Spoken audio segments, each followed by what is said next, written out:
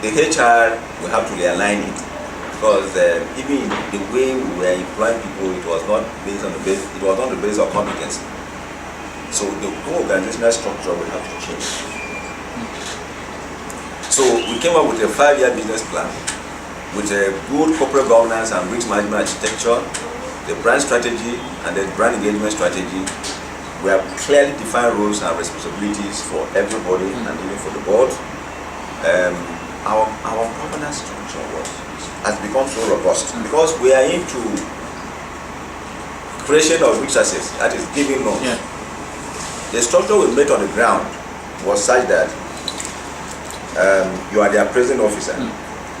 A credit will leave from you and come to ESCO, the executive committee. And I said no, because the MD can influence the department. And I said no. Going forward, let us come up with a very, very robust value chain. So credit moves from the appraising officer or the appraising department, we call them business development, and then I created another committee. That committee I call it Management Credit Committee. That Management Credit Committee is made up of all the head of departments, irrespective of the fact that you are either you're in operations, you are in accounts and whatever. Until all these head of departments, the whole head of departments in the bank, until they pass that credit, they cannot come to us. In that way, the MD cannot influence a credit. If I have to influence a credit, I have to lobby all the head of departments that look, this credit, I have interest in it. So going forward, the kind of loan that we are creating now, very quality loans. So if the MD says, I'm going to give you a loan, bring the loan, I'll give. If we only tell you, we only guide you, I only guide you that do this. Because until it passes the Management Credit Committee, it cannot come to ESCO. Yeah.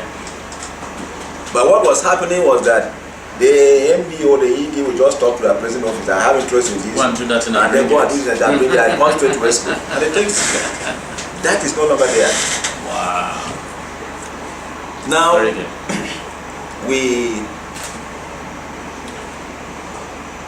we have to come up, like I was saying, we needed to come up with a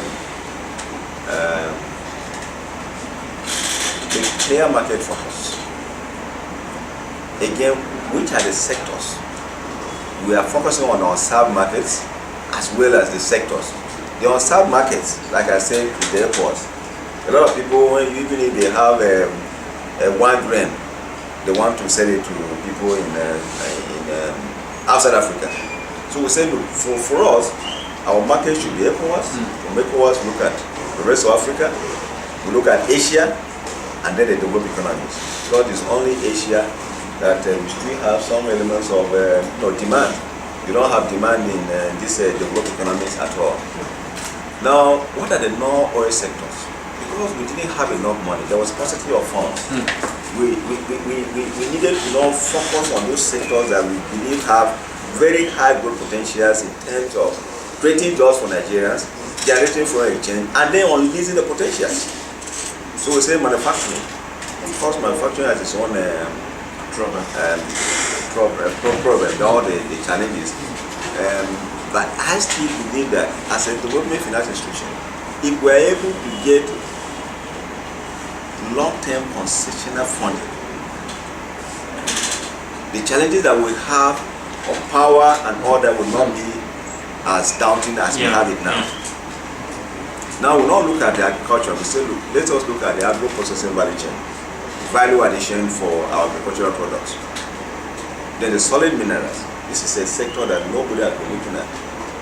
But we have gone inside, it's been very difficult, but the role of a development finance institution is for you to get into some of these high-risk sectors that you believe have potentials. De-risk it. Once you de-risk it and make it attractive to commercial banks and they begin to come, then you have done it and we go to another place. Now we're looking at the services sector, we're looking at transportation, we're looking at tourism and entertainment.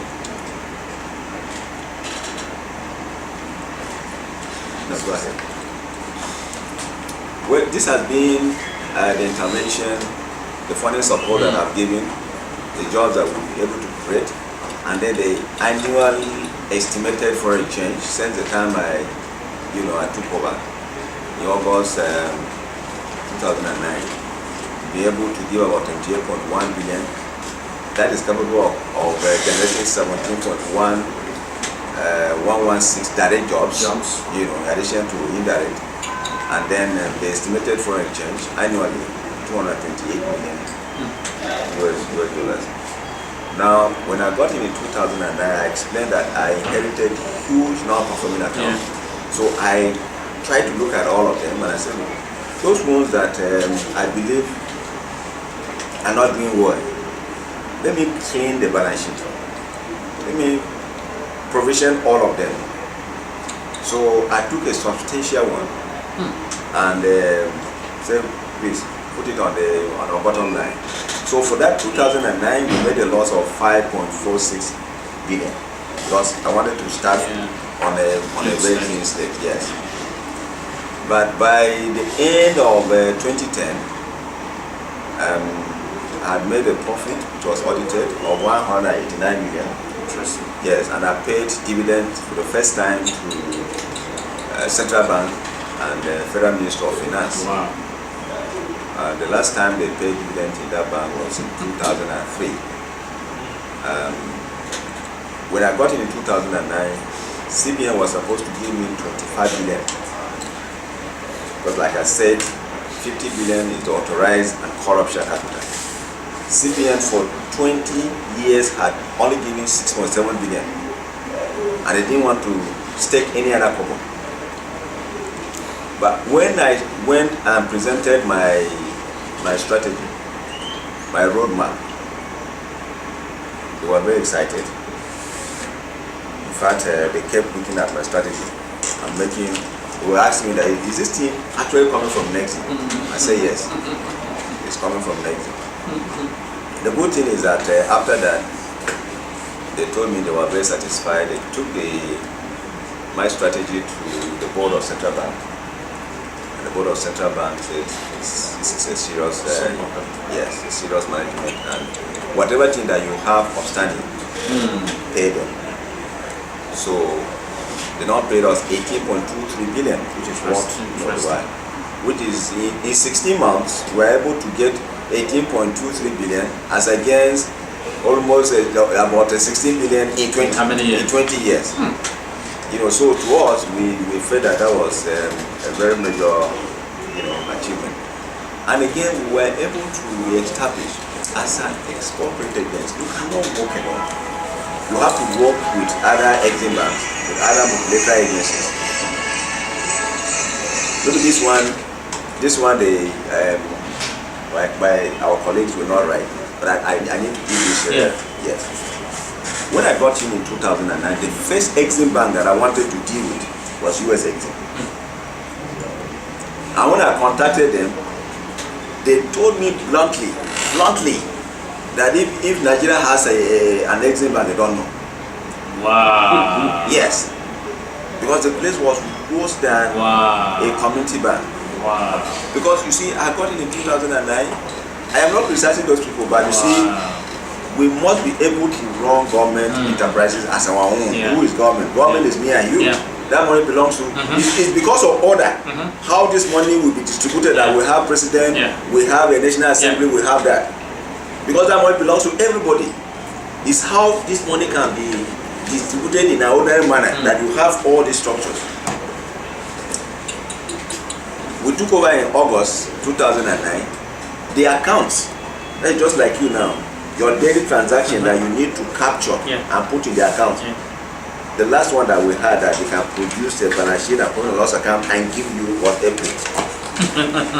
Even community bank don't run an institution like that. Was April. Wow, that's unbelievable. Yes. So when that thing happened, we were extremely very, very happy. So when I got that kind of response from US Exim, I would tell my staff that to me that is a motivation. And being motivated. we commence our transformation. By June, I got a call from the US Embassy, June 2010. I got a call from the US Embassy that the US exim officials were coming to Nigeria and wanted to meet with me. I told the man that no, this is the MD on Exim Bank. He said yes, the MD on Exim Bank. You know. So I said, okay, let them come. And they came and they were very excited. So we've been following what has been happening.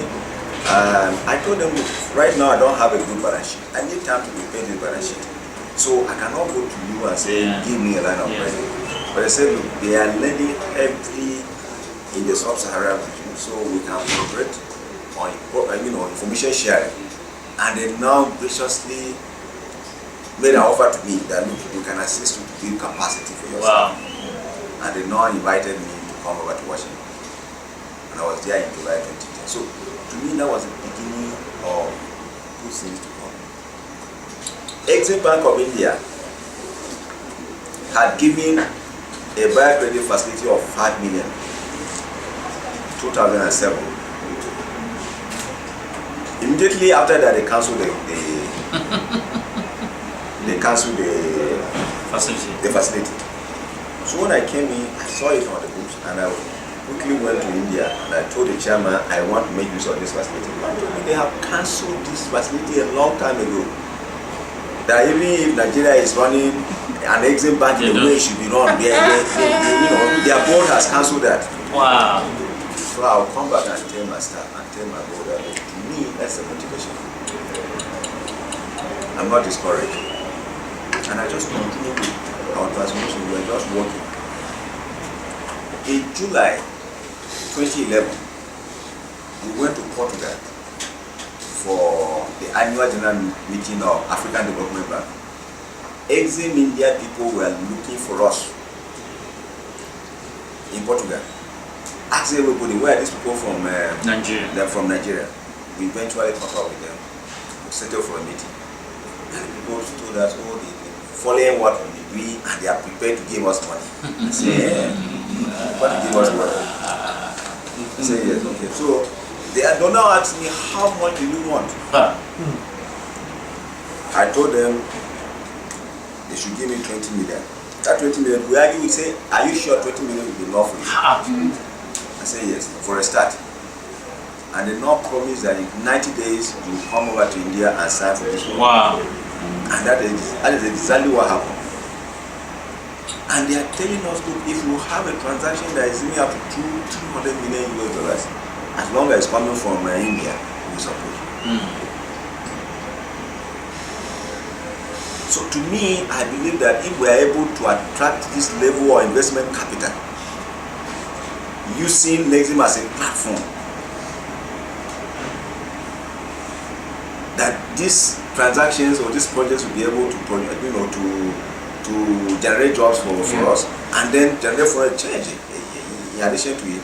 To me, I believe that we are on the right track. This is what we'll be able to do. Manufacturing, we are putting 41.3, agriculture 23, solid minerals 7.4. We hope to increase our intervention this year. And then the services. The services, we are looking at hotels in line with the national tourism policy. Any hotel that we recognize should be at least a 3-star hotel. But what we do in Exim is that for us to finance a hotel, you must have a franchise from some of these institutions. Yes, you must have that franchise. We want a situation where tourists that are coming into Nigeria should be able to make a reservation in their home countries. So that when they are coming, they know that yes, there's Hilton here, there's Best Western here, there's Golden Tulip here.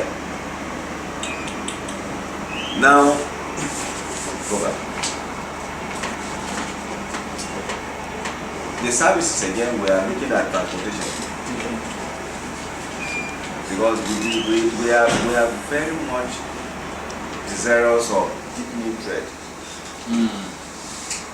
Deepening interregional trade within the airports of Africa. We believe that transportation is a key, both in terms of maritime, in terms of air, and even the road. Because right now we trade more on the road. We trade more on the road. We move our goods by road more than Any other means? any other means. But the maritime, we don't even have it. It's not that.